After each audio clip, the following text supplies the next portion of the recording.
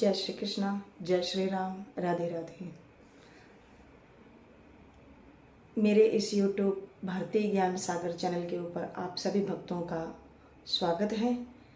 आइए आज मैं आपको कोई उपाय ना बता करके आज मैं आपको एक छोटी सी बात बताती हूँ। ये बात आप हमेशा ध्यान रखिए कि उपाय सभी लोग बताते हैं, मैं भी बताती हूँ, लेकिन आज मैं आपको एक बात बताना चाहती हूँ।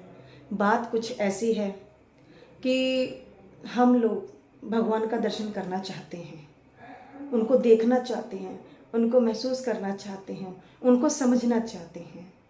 तो अगर ये सारी चीज़ आप करना चाहते हैं तो आप मेरी ये बात ध्यान में रखिए कि भगवान को आप देखना चाहते हैं, महसूस करना चाहते हैं, सुनना चाहते हैं, देखना चाहते हैं, तो आपको बाहर जाने की कहीं ज़रूरत नहीं है।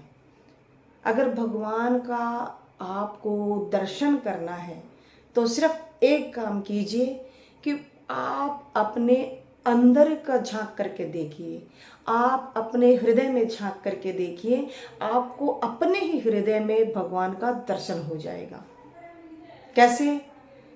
कस्तूरी कुंडल बसे मृग ढूंढे बनमाए, ऐसे घट घट राम है दुनिया देखे नाय। हिरण को जब कस्तूरी की खुशबू आती है तो उस खुशबू के पीछे वो उस कस्तूरी को ढूंढने के लिए हर जगह वो भटकता है, लेकिन उसको ये पता नहीं है कि वो कस्तूरी, वो खुशबू उसके अंदर से ही आ रही है। ठीक इसी प्रकार वो खुशबू, वो आवाज़, वो सोच, वो समझ हमारे अंदर से ही आ रही है, लेकिन हम उसको महसूस नहीं कर पा रहे हैं। आपको भगवान को कहीं बाहर ढूंढने की ज़रूरत नहीं है, आप अपने अंदर ही उसको देख सकते हैं, महसूस कर सकते हैं, सोच सकते हैं, समझ सकते हैं।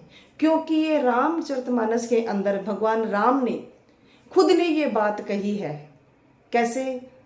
कि एक बार हनुमान जी महाराज लंका जला करके और वापस भगवान राम के पास गए थे, तो इधर रावण विभीषण जी के पास आया और विभीषण से पूछने लगा, विभीषण अब मुझे क्या करना चाहिए? तो विभीषण ने एक ही बात बोली थी कि भैया अगर आप खुद बचना चाहते हैं, लंका नगरी को बचाना चाहते हैं, तो आप माता सीता को वापस दे दीजिए।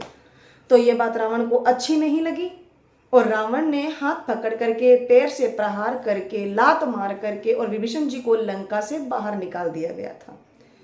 तो विभीषण जी महाराज सीधा लंका से बाहर निकल करके भगवान राम के पास चले गए थे। तो भगवान राम ने विभीषण जी महाराज को देखा, गले से लगाया और सुग्रीव से कहने लगे, सुग्रीव जाओ जल लेकर के आओ। तो सुग्रीव ने पूछा, बोले महाराज जल का क्या करोगे? बोले मुझे विभीषण का राजतिलक करना है। तो बोले विभीषण को कहाँ का राजा बनाओगे? तो बोले मैं विभीषण को लंका का राजा बनाऊंगा। तो सुग्रीव जी महाराज चौंक गए और सुग्रीव महाराज ने पूछा, बोले प्रभु आज विभीषण जी महाराज आपके पास आए हैं, आपने इसको लंका का राजा बनाया, कल को रावण आपकी शरण में आ गया तो आप उसको कहाँ का राजा बनाओगे? तो वो मैं उसे अयोध्या का राजा बनाऊंगा। तो सुग्रीव महाराज पूछते हैं कि प्रभु आपने विभीषण जी महाराज को लंका का राजा बनाया, रावण को अयोध्या का राजा बनाया, तो भरत भैया को कहाँ का राजा बनाओगे? तो बोले मैं भरत के लिए मैं अपना बैकुंठ खाली करूंगा, मैं अपना बैकुंठ का राजा बनाऊंगा। तो विभीषण जी महाराज ने सुग्रीव महाराज ने फिर पूछा, प्रभु बोले आप विभीषण को लंका का राजा बना रहे हो, रावण को अयोध्या का राजा बना रहे हो, भरत भैया को अपना बैकुंठ का सिंहासन खाली करके दे रहे हो, तो आप कहाँ रहोगे?